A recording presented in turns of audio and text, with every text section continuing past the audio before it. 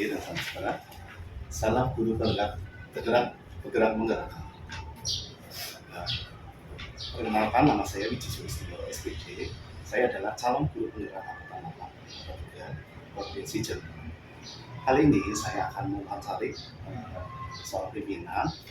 Dia ada pimpinan saya, Kepala SD Depok 1 bersama dengan Pak Oleh SPG yang akan membahas bersama.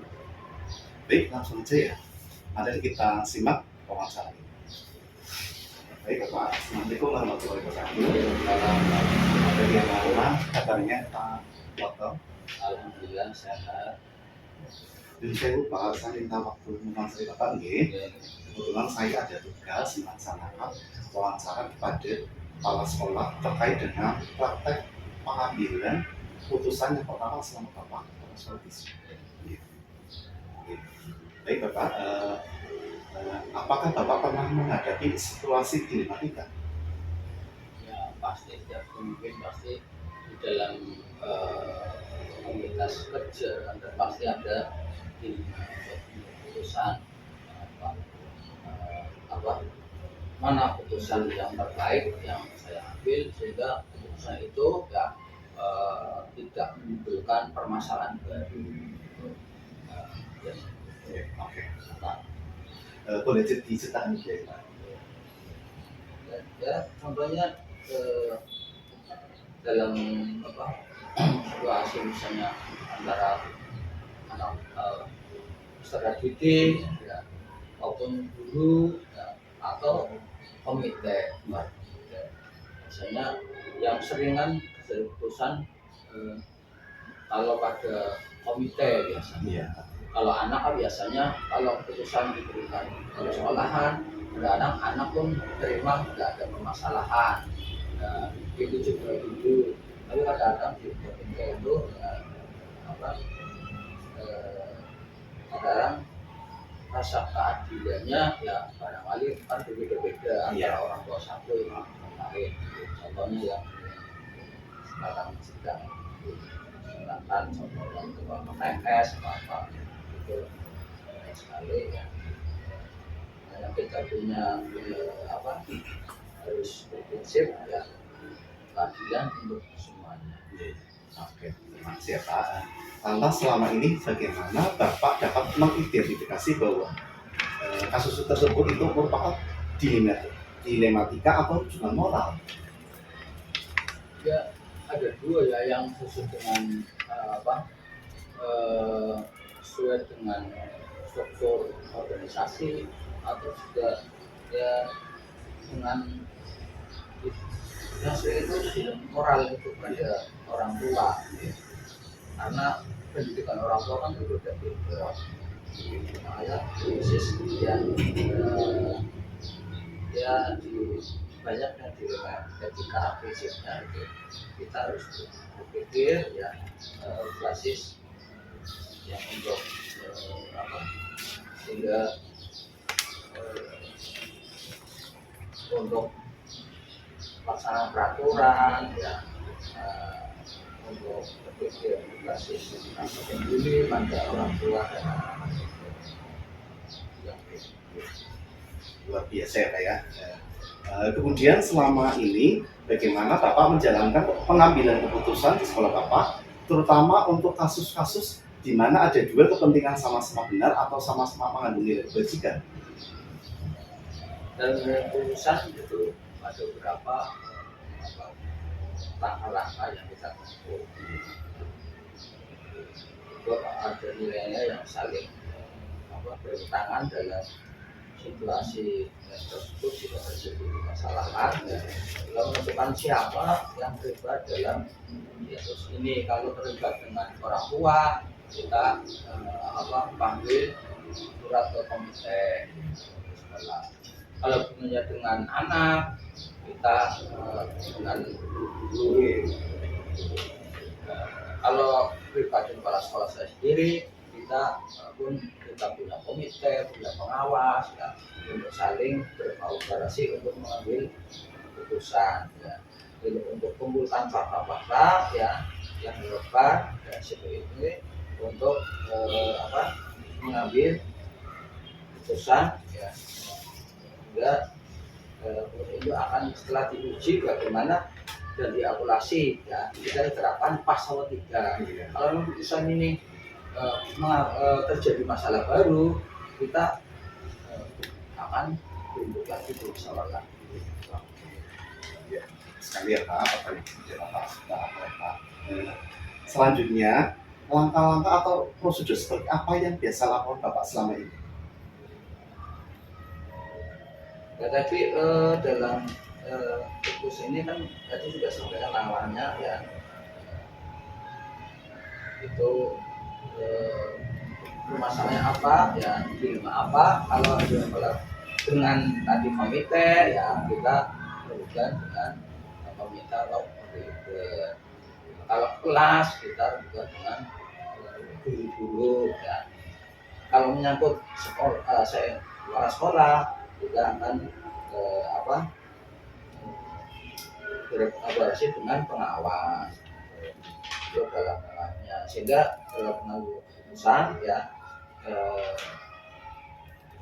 yang untuk supaya relevan besok ini ya, biasanya setelah uji coba ya, ya, kalau pas atau enggak ya, terus bagaimana untuk kalau mungkin perlu dipublikasikan lewat surat ya pada orang tua dan keputusan itu. Kalau sudah memang pas ya, itu kita laksanakan ya. Baik, selanjutnya untuk hal-hal pertama ini, apa yang anggap efektif dalam pengambilan keputusan kasus-kasus dilematika? Jadi kalau sebenarnya kita dengan moral ya, moral. Itu kalau aturan itu kan, kalau aturan kan biasanya ada yang diuntungkan, ada yang dirugikan ya. Kalau peraturan, segala peraturan pasti tidak kadang-kadang ada yang baiknya, ada yang. Tapi kalau kita dengan pendekatan moral dan itu mungkin dari orang tua, masyarakat itu bisa menerimanya lah. Ya, bagus ya, bagus sekali ya Pak. Kemudian hal-hal apa saja yang selama ini merupakan tantangan dalam pengambilan keputusan kasus-kasus dilematika? Ya, tantangannya itu ya, karena orang tua itu kan tidak semuanya dari pendidikan yang setara ya. Nah, terus begitu juga anggota-anggota komite ya, kan tidak semuanya dari pendidikan yang sama, sehingga pemahaman mereka pun berbeda. Yang berbeda ya, dalam pelaksanaannya juga ya, berbeda juga. Makanya kita ambil itu ya dalam keputusan dengan pendekatan moral ya, untuk menjadikan suatu keputusan. Selanjutnya, selama ini menghadapi kasus-kasus dilematika itu, apakah Pak Toto menyelesaikan ada jadwalnya tersendiri atau bagaimana?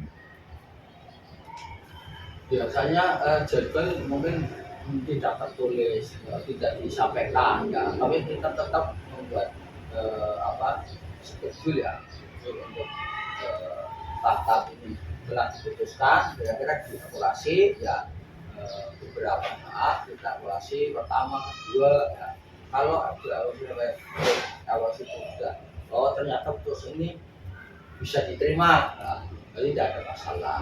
Tapi kalau sudah dipublikasikan, diakulasi, ternyata ada permasalahan, barangkali dari orang tua atau komite bisa menyampaikan ya, lewat kotak saran ya, atau langsung atau lewat WA ya, yang penting saran-saran yang baik. Bagus ya, lewat saran. Selanjutnya, apakah ada seseorang yang membantu ataupun faktor-faktor lain yang membantu selama ini dalam mempermudah Bapak mengambil keputusan dalam kasus dilematika Pak? Ya pasti ada, tidak ada bisa sendirian, pasti kita berkolaborasi ya dengan ya. Kalau kasusnya tentang keagamaan ya dengan apa kita dengan di lapangan. Kalau kasusnya dengan kesehatan ya kita dengan dulu olahraga. Kalau kasusnya tentang pada anak-anak ya kita dengan duduk kelas. Ya. Kalau antar misalnya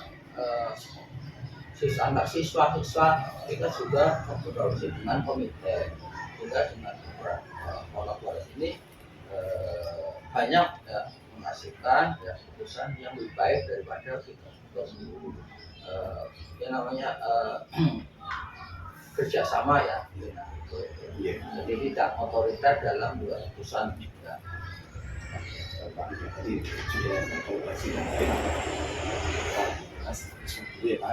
Pertanyaan terakhir, dari semua hal yang disampaikan tadi pembelajaran, apa yang dapat kita petik dari pengalaman tadi dalam mengambil putusan? Dalam pengalaman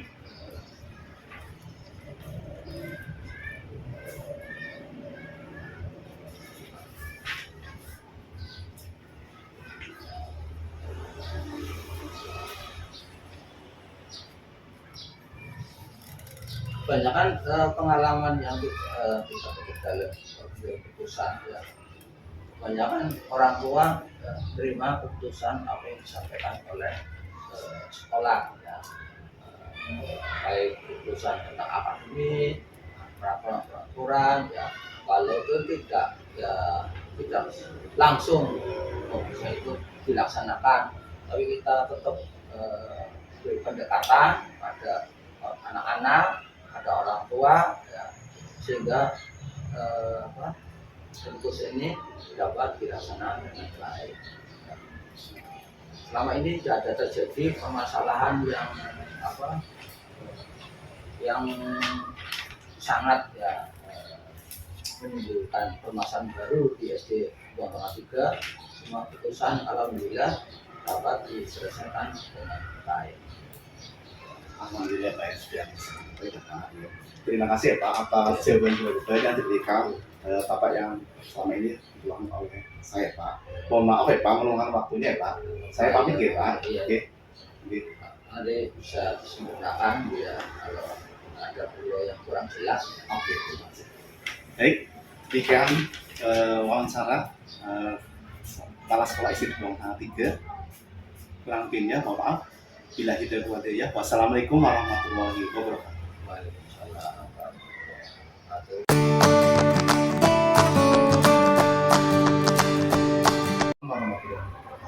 Waalaikumsalam warahmatullahi wabarakatuh. Bagaimana kabarnya Pak Selamat hari ini? Alhamdulillah kabar baik.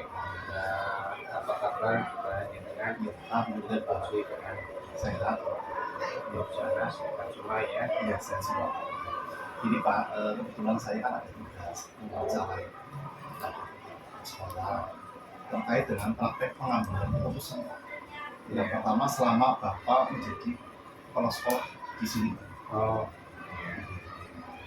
Menurut saya Pak, iya. ini Pak, ini bertanya Pak, apakah Bapak pernah menghadapi situasi dilematika? Kalau semua masalah ya itu kategorikan masalah ya. Informatika juga masalah. Ya semua hal kayak gitu tetap ada. Ya. Boleh diceritakan bagaimana situasinya? Ya. Di problematika yang pernah kami alami ya itu di SD Komponen 1 ini umumnya secara umum yaitu tentang kegiatan lomba yang tidak bisa didanai oleh pemerintah. Jika itu merupakan dilema kepala sekolah dalam mengambil keputusan. Nah, artinya ketika anak lomba menang, kami keluarga besar bangga. Tapi ketika tidak lanjutnya ke depan untuk anak maju lomba khususnya untuk tingkat provinsi ini kadang tidak bisa dibiayai oleh sekolah atau di RKS dimunculkan. Nah ini kan juga termasuk dilema. Di lain sisi kami senang bangga anak siswa maju, tetapi ketika maju dengan provinsi artinya peserta tidak mendapatkan fasilitas. Dalam hal ini fasilitas pendamping atau orang tua, jadi hanya untuk siswanya saja. Ini juga bagi sekolah-sekolah yang seperti kami, ya hanya berpikir untuk bisa anak itu bisa mengikuti lomba, juga ada kepentingan guru yang sebagai pendamping harus bisa untuk mengikutinya. Dengan cara apa? Ya kita musyawarah langkahnya itu bersama dengan komite, dengan guru untuk mengangkat masalah itu agar bisa untuk anak bisa lomba, kemudian ada pendamping dari guru yang tanpa dibiayai oleh pemerintah, nah, ya bisa untuk berangkat bareng-bareng di provinsi. Baik Bapak, terima kasih teman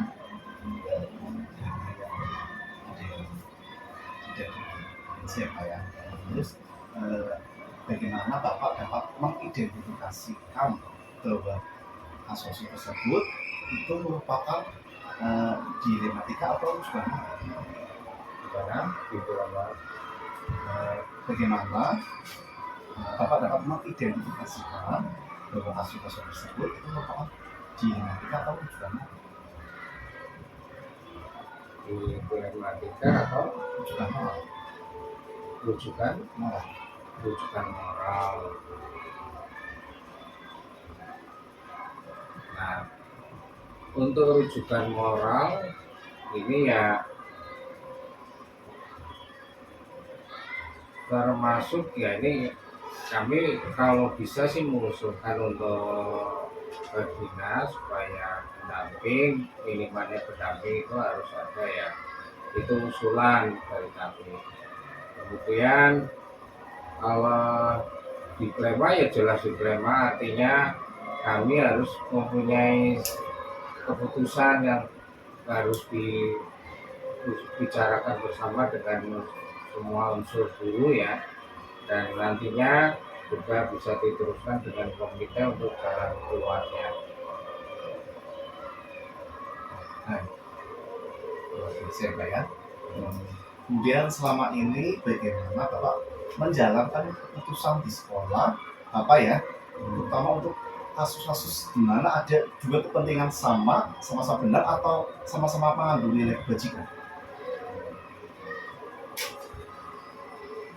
Ya, yang kaitannya dengan dilema yang berkaitan dengan kadang kita melaksanakan tapi di sisi lain tidak bisa, harus dipertanggungjawabkan. Nah ini contohnya ada hal yang kegiatan-kegiatan yang kaitannya dengan hubungannya dana Pak, seperti kegiatan yang harus sekolah. Contoh Pak, ini pelaksanaan UTS, sebenarnya kan ini nun sewu, ini kan hak sekolah, ya kan? UTS ini kan hak sekolah. Tetapi ada hal yang tadi berkepentingan dalam arti sekolah karena dianggap tidak mampu untuk menyelenggarakan tes secara mandiri. Akhirnya kami secara kepentingan bersama hanya menuju ke merujukan bersama dengan K3S untuk menyelenggarakan pelaksanaan tes UTS ini.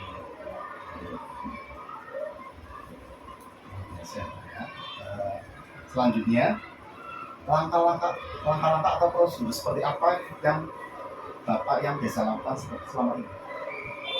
Ya langkah-langkah yang kepala sekolah lakukan ya sesuai dengan aturan yang ada. Ya, dengan pemberian juga harus ada tantangan. Tantangannya apa?